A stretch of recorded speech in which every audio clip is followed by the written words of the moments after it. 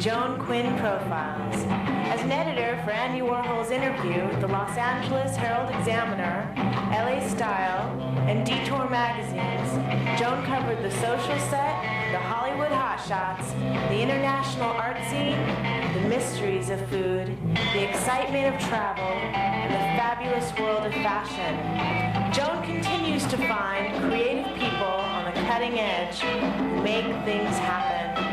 Here's Joan Agajanian Quinn. Hi, I'm Joan Quinn, and welcome to the Joan Quinn Profiles. We're here today on location at the Duke & Duke Art Gallery in West Hollywood, and the work on the set is by my old friend, sculptor, Peter Schlesinger. I'm here waiting to have my guests profile. The first one is author, artist, Marcella Ruble, and the second one is executive director of the 24th Street Theater, Jay McAdams. Artist, author, art historian, Marcella Ruble is also the director of the Harrison Ruble Gallery, a lawyer with a focus on entertainment law and intellectual property. She was born and raised in Chicago, has a Bachelor of Fine Arts from the University of Illinois, an MA in Decorative Arts from Bard Graduate Center, and a Juris Doctorate, a JD, where'd you get that one? Kent College. IIT Chicago Kent College of Law. Chicago Kent College of Law. Los Angeles is lucky when you moved here because you've been involved in so many cultural activities, and that's really where I met you. The cultural life of Los Angeles is almost as good as Chicago, pretty close. So let's talk a little bit about the work that you've done. I've met you at the Blue Ribbon, the Library Foundation, Beverly Hills Women's Club, and the Robinson's Garden. And I know the Robinson's Garden is one of the things that's close to you because you co-authored this book, Beverly Hills First Estate, The House and Gardens of Virginia and Harry Robinson. But how many lawyers do we know who have this artistic bent that you do? More than you would imagine. Actually, there's a lot of creativity that can be in the law, and this is the experience. So, were you always like this when you were going to law school? Did you always want to do art and have all these extra things going on? Oh, I was an artist first. I backdoored into the law. Oh, you did? I thought, my husband said, well, if you want to travel with me, you need to go to law school so we can do work together. And I, stupidly, having a degree in sculpture from the University of Illinois in 1972, thought, oh, school, that will be fun. I had no idea. But do you think, I think it was easier because you were smarter than to go to law school afterwards. Yes, but I had, yes or no, I'm not sure. And then more recently, I went back and got my master's at the Bard Graduate Center thinking, oh, that will be really fun. Only it was really hard, too. So, Marcella, as a lawyer, what was one of your most interesting cases? Well, the most interesting to me and most unusual recently was a case that we got to retrieve a painting for a woman who her mother and father had given to an art dealer in 1975, and he wouldn't give it back. Oh, you're kidding. And what was interesting about it, this painting could have been by Leonardo da Vinci. And because David Bomford, then head of the Getty Museum, had seen it in the 1960s in London when he was studying with a painting conservation professor there, and this professor was showing it to him because he really thought it was the real one. The copy, he thought, was at the Louvre. Oh, but wow. as it turned out, these art dealers had kept it for all this time. And we managed, after 5 years of litigation, to get it back. We took it to the Getty Conservation Department, and they generously looked at it. And in fact, they thought it probably wasn't because of various elements about it, but it was a beautiful painting. And at that point, we were able to send it to Sotheby's, where in January 2010, It sold at the Old Masters auction for $1.5 million. So your client. For our client. You got the painting back. Is it a painting or a drawing? Painting. It was a painting. And I recently had the opportunity to be in Paris, and I went to the Louvre to see the sister painting, so to speak. Oh, did you? And it was really exciting, yes. Could you compare? Could you tell? Yeah, you're not having them both there. But from the same school? But yes, you could really see the similar hand. But it was interesting because it was such a big trial, and I had studied, and I wrote my master's thesis on Devine, the greatest art dealer of the 20th century. That's what I wanted to ask you about, too. So was Devine involved? Yes, he had been sued in 1919 for slander of title, which I love that cause of action, because he said, no, that's not the real one. The real one is at the Louvre, and that's just a copy. So they sued him for it, and that took 10 years to go to trial. And in 1929, before a jury of his peers, 12 people in New York City who had never heard of Leonardo da Vinci, if you can imagine. No, that was the jury? Yes. And what was really amazing was they had a black and white photo of the painting at the Louvre because there was no color photography then. And of course, the Louvre wouldn't let it out to go to this trial. And then they had the beautiful painting that we retrieved. So the jury is looking at the two going, well, I'm listening to all the experts, but quite frankly, that's a beautiful painting. The one that was retrieved? Yes. Was very beautiful. And did we ever establish who painted it? It was probably painted in the French Academy in the late 1600s. So the School of, they call it, or whatever? Yeah, so it would be in the School of. But there were other elements that attributed to more of the Royal Academy, and they were the only ones that had access to the Louvre at the time, so they would have been able to see the real one. And why was Devine tried in New York and not in Paris? Wasn't he from Paris originally? Actually from London, Oh, but from they had a London. very big location in Paris Oh, they as did. well.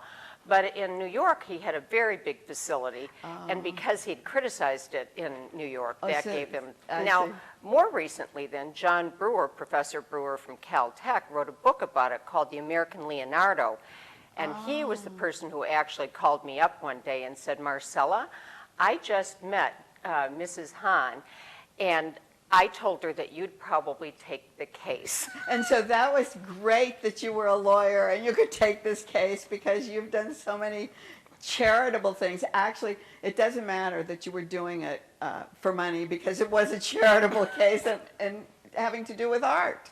It was very Really. exciting. So in keeping with all of that, you've done a work and you've written more of your, dissertations or whatever for Robinson Garden. Well, when I moved here in 1997, I almost immediately stumbled upon this lovely facility in Beverly Hills, the Virginia Robinson Gardens, and I said, boy, this is such a beautiful place. I'd like to be more involved.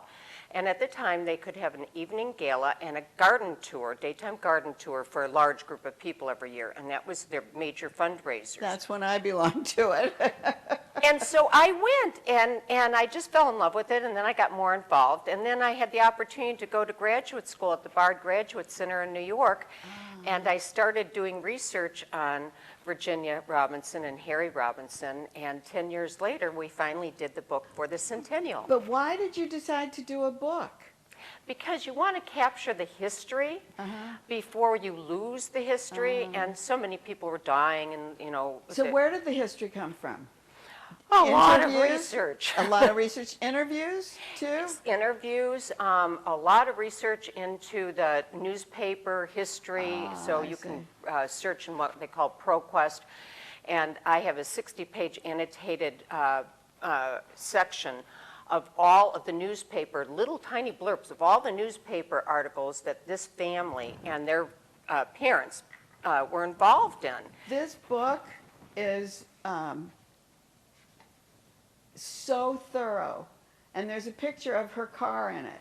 And the Mercedes, was it a Mercedes-Benz? No. Oh, it wasn't. No, it was a Duesenberg. Oh, it was a Duesenberg. I'm sorry. And it was just sold at auction for $1.9 million. Not that it was, Virginia had sold it a long time ago, but they kept the history. Was it ever they have pictures of it at the gardens, right? Yes, we do have pictures. One of the things that I thought was so beautiful were not only the archival pictures, but things like this.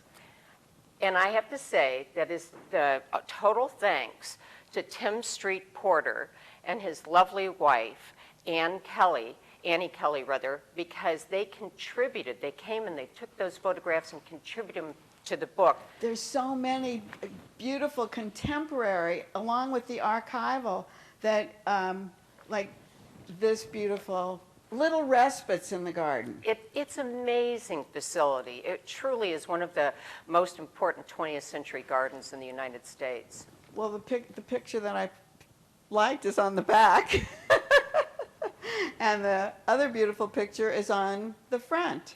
So, and I love it that it's a matte finish. Why did you decide to do that? The pictures inside are matte too. I love that. You know, that was really the creation of our book designer, the only person we really did hire.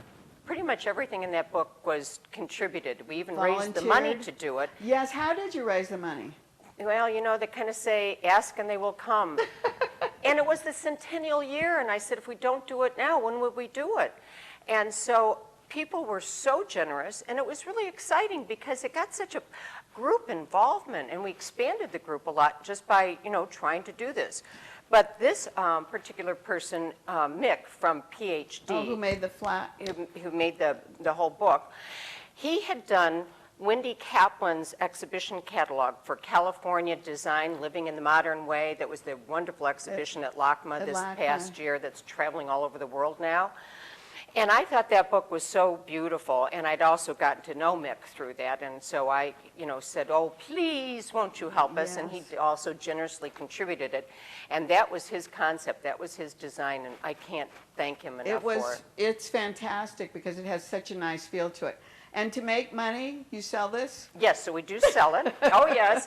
I said I'm going to be one of those people in the corner with those storyboards saying, star maps here, Right. Virginia Robinson books. But that's great. Mm-hmm. People are lucky to have that. Before we leave, you brought these jewels. You're wearing them, and they're going to a museum to be sold at the Gene Autry Museum. Yes, I'm so excited. And at other museums, I'm sure. They're made out of ceramics. These are peanuts. And you're wearing the strawberries.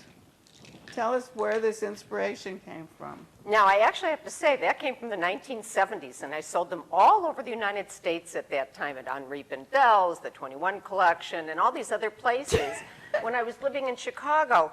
And I was supposed to have, I also have an art gallery, and I was hoping to have, for the Pacific Standard Time exhibitions, an exhibition of a dear friend who's passed away, Wallace Sewell, was a very famous Hollywood photographer. Fantastic photographer. The most wonderful man and wonderful And photographs. those pictures that he took of Zsa Zsa Gabor were up at her house where we were recently. I know, I was so excited when I saw them. But that didn't work out, unfortunately. And so I thought, well, what can I do to complement PST? And I thought, I sold the jewelry out here in the 1970s. I'll do that. And so that's how it started. And now I'm just doing a lot of different things with it, too. I've got garlics now. And Oh, for those who are really? afraid of vampires, I figured that would be topical That's this fall. fabulous. Garlic and skulls. Fantastic. Well, I'm glad that you were here. Thank you so much for being a guest today. Thank you for having me. This is a real joy. Thank you. And don't go away. We'll be right back with Jay McAdams.